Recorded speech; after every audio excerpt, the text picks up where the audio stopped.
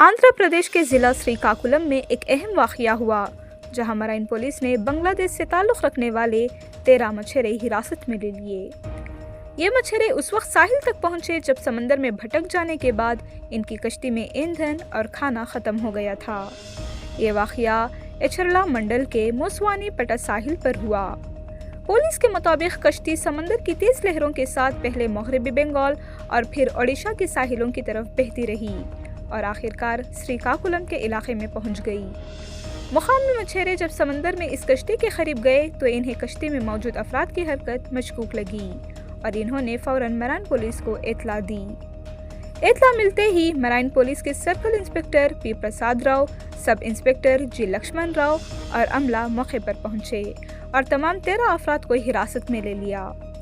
पूछगछ के दौरान बांग्लादेशी मछुआरे बातचीत में मुश्किल महसूस कर रहे थे क्योंकि वो भूखे, खौफजदा और थके हुए थे। कुछ मुकामी मछुआरे जो बांग्लादेशी ज़बान थोड़ी बहुत जानते थे, इन्होंने इनसे बात करके मालूमात इकट्ठी की।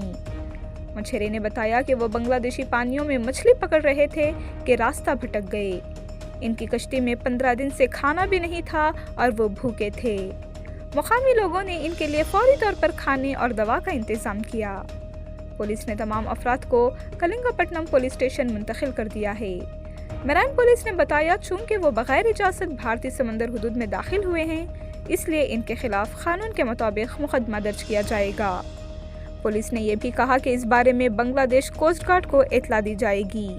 पुलिस के रिकॉर्ड के मुताबिक 2008 में भी इस तरह का एक हादसा हुआ था जब बांग्लादेशी मछुआरे भटक कर एचरला साहिल तक पहुंच गए थे। तमाम कानूनी कार्रवाई के बाद उन्हें बांग्लादेश के हवाले कर दिया गया था।